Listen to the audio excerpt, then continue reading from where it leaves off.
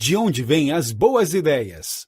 O lápis, a descarga do vaso sanitário, a pilha. Você já parou para pensar de onde vêm todas estas boas ideias? Em que tipo de ambiente elas nascem? Quais as faíscas que ocasionam estas disrupções? Steven Johnson explora este assunto no livro De Onde Vêm as Boas Ideias e identifica 7 padrões que originam a inovação verdadeira. Johnson investigou dezenas de núcleos empreendedores modernos e traz em seu livro um novo entendimento da história da inovação, além de um conjunto de estratégias para nos ajudar a entender as boas ideias. De onde vêm as boas ideias? Examina a evolução da vida na Terra e a história da ciência. O livro destaca muitos paralelos entre os dois. Esta análise rica, cheia de histórias interessantes e evidências científicas, também aborda como a criatividade pode ser cultivada por você e pela sua empresa. O livro é recomendado para todos que se interessam por inovação, especialmente se você gosta de histórias de grandes descobertas. Se inovação é uma prioridade para você e sua empresa, esta é uma leitura obrigatória.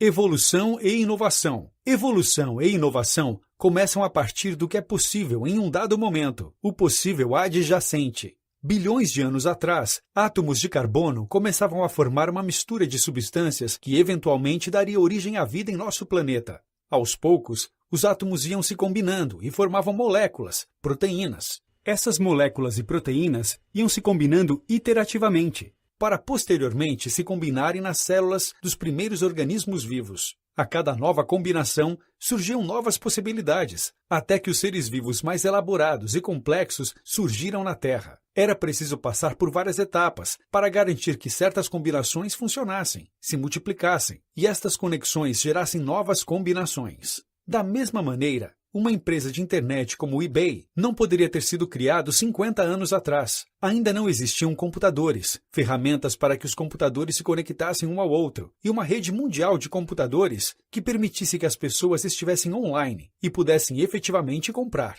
Tanto em uma inovação como o eBay, como na evolução, estas novas condições tendem a acontecer nos limites do possível adjacente, na esfera das possibilidades disponíveis em um determinado momento. Avanços além do possível adjacente são raros e condenados a se tornarem fracassos a curto prazo, se o ambiente ainda não está pronto para eles. Se o YouTube tivesse sido lançado nos anos 90, ele teria sido considerado um fracasso, já que naquela época não existiam conexões de internet rápidas para que os usuários pudessem assistir vídeos em seus PCs. O possível adjacente é limitado pelas peças e conhecimento existentes no momento atual. Isso explica por que tantas vezes pessoas em lugares diversos do mundo fazem descobertas muito similares, quase simultaneamente. Carl William Skill e Joseph Priestley isolaram o oxigênio no século XVIII, sem conhecerem um ao outro e apenas com 2 anos de diferença. Porém, eles partiram do mesmo ponto inicial, pois a busca pelo oxigênio não poderia ter começado até que a natureza gasosa do ar fosse compreendida. Ideias que mudam o mundo geralmente evoluem ao longo do tempo e não em saltos repentinos. Embora pareça que as grandes descobertas acontecem isoladamente, quando as observamos em detalhe, percebemos que na realidade elas se desenvolvem lentamente, amadurecendo aos poucos.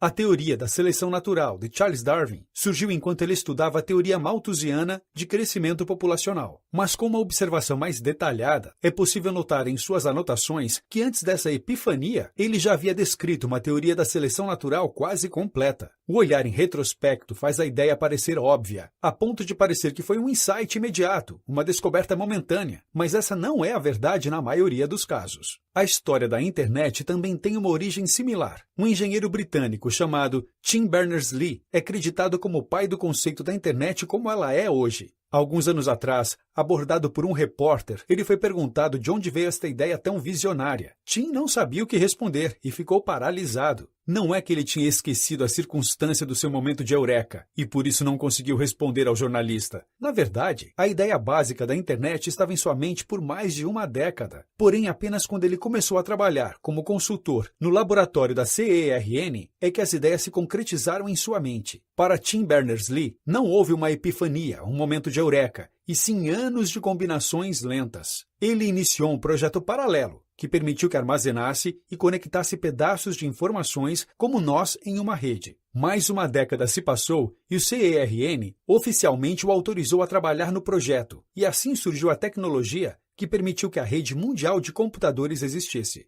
Plataformas são a espécie-chave quando se fala em inovação. O termo científico espécies-chaves é usado para descrever organismos que são desproporcionalmente importantes para o bem-estar do ecossistema. Eles são como engenheiros do ecossistema, criando habitats para outros organismos, construindo plataformas as quais muitos outros organismos precisam para sobreviver. Um bom exemplo são os castores, que derrubam árvores. Estas árvores atraem pica-paus para fazer buracos para abrigar seus ninhos. O castor cria, portanto, uma plataforma para o pica-pau. Quando os pica-paus vão embora, esses buracos são ocupados por pássaros cantores. E o pica-pau cria uma plataforma para os pássaros cantores. Essas plataformas também existem na esfera da inovação e são usadas para que a ela seja acelerada dentro do possível adjacente. Um bom exemplo de plataforma neste contexto é a navegação por GPS. Ela foi criada num centro de pesquisas do Exército para situar elementos baseados em suas coordenadas geográficas capturadas via satélite. Décadas depois,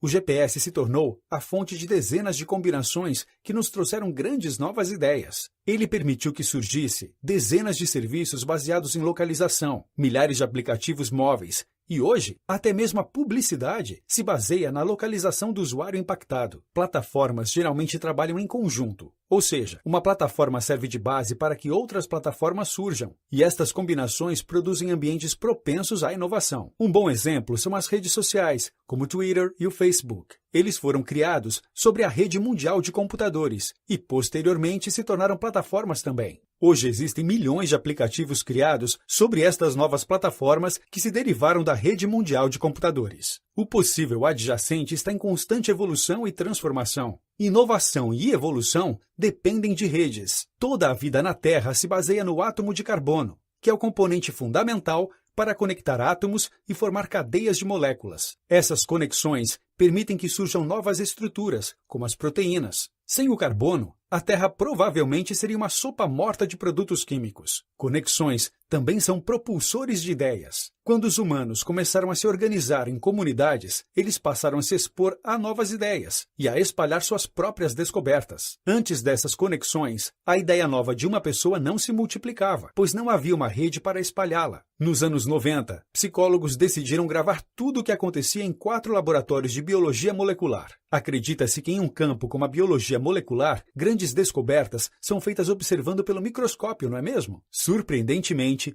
verificou-se que as ideias mais importantes surgiam durante as reuniões do laboratório, quando os cientistas discutiam seu trabalho com seus colegas. Além disso, estudos comprovam que os indivíduos mais criativos têm amplas redes sociais que se estendem para fora de sua própria organização, e assim eles se colocam abertos a receber novas ideias de contextos diferentes. Assim como o surgimento das comunidades, cidades e vilas acelerou a multiplicação das ideias, a internet também se tornou um canal-chave de difusão de ideias. Na rede mundial de computadores, ideias se criam, conectam e se difundem em velocidades cada vez maiores. A colaboração é tão importante quanto a competição. Poder se beneficiar financeiramente de suas descobertas é um dos principais fatores que levam à inovação. Mas, enquanto a comercialização de invenções estimula a inovação, ela também pode gerar patentes e outras restrições que prejudicam na disseminação e evolução das ideias. Portanto, os próprios mercados, que deveriam garantir a constante inovação, são de fato estruturalmente ineficientes, pois criam mecanismos, como as patentes, para evitar que as ideias se combinem. As inovações estimuladas pelo mercado, como nos Estados Unidos, têm sido mais efetivas do que as inovações em economias fechadas, como a União Soviética, mas isso não significa que este seja necessariamente o melhor caminho. Inventores merecem ser recompensados, mas o objetivo final é aumentar a inovação como um todo, sem restrições. Em seu livro A Origem das Espécies, Charles Darwin deu ênfase à colaboração entre as espécies e à seleção natural, que deriva da competição por recursos. Conexões entre ideias, assim como a colaboração entre espécies, podem ser um estímulo tão bom à inovação quanto a própria competição. Redes inovadoras também devem oscilar entre a ordem e a anarquia. A habilidade do carbono de se conectar com outros átomos foi vital para a evolução da vida, mas uma segunda e imprevisível força foi também necessária, a água. Além do carbono, capaz de se combinar com facilidade para o surgimento da vida, outro componente foi essencial, a molécula do H2O. A água se move dissolvendo e erodindo o que está no seu caminho, assim alimentando novas formas de conexões entre átomos. Por outro lado, As fortes ligações de hidrogênio das moléculas de água ajudam a manter essas conexões de forma estável. Essa mistura de turbulência e estabilidade é o motivo pelo qual ligações líquidas e maleáveis são as melhores para a evolução da vida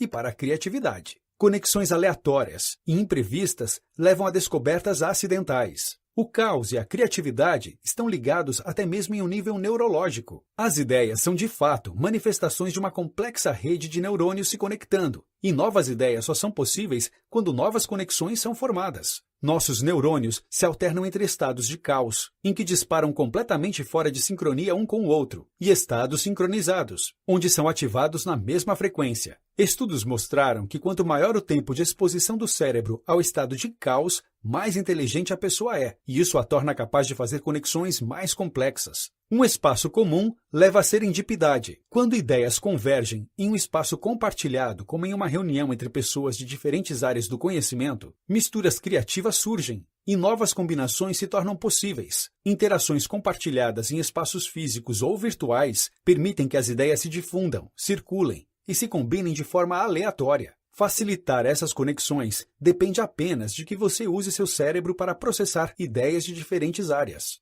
Inovadores como Benjamin Franklin se beneficiaram muito disso, ao trabalhar em vários projetos simultaneamente, para que as conexões entre os projetos pudessem surgir. Em uma empresa, a chave para a inovação é uma rede que permita que palpites amadureçam, espalhem-se e se combinem com outros, abertamente. O erro faz parte do processo de inovação e evolução. O erro está presente tanto na evolução da vida quanto na inovação de grandes ideias. E não é necessariamente uma coisa ruim. Nossos genes são passados de pai para filho, fornecendo instruções genéticas sobre como o filho deve se desenvolver. Porém, ocorrem mutações ocasionais nestas instruções. E sem estes erros, a evolução teria se estagnado. Mutações criam novas formas de vidas e novas características nas formas de vida existentes. Apesar de muitas mutações falharem, ocasionalmente elas acertam. E com isso vem a evolução. A penicilina só foi descoberta por causa de um erro. Alexander Fleming permitiu sem querer que uma amostra de bactéria fosse contaminada por mofo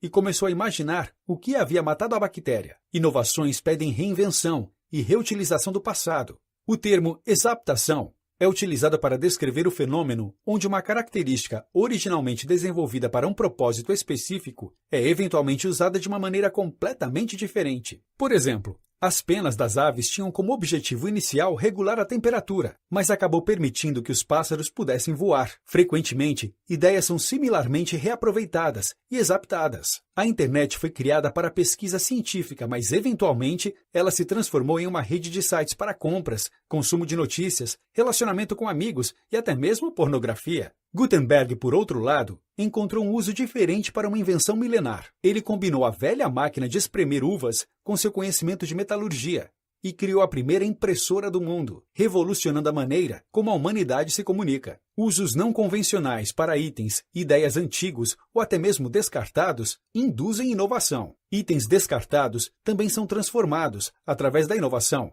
Assim como a estrutura do esqueleto deixada por corais mortos é a base para o ecossistema dos recifes, prédios abandonados podem se tornar a origem de novas subculturas urbanas. Notas finais. Assim como a evolução da vida no planeta Terra, as ideias derivam da combinação constante entre o que é possível em um dado momento e seu futuro adjacente, ou seja, em inovação. Não existem grandes saltos disruptivos e sim cadeias de evoluções constantes. Esse desenvolvimento é lento e gradual, mas pode ser acelerado por alguns fatores. Plataformas, redes e espaços compartilhados ajudam as ideias a se combinarem mais livremente e tornar maior o possível adjacente.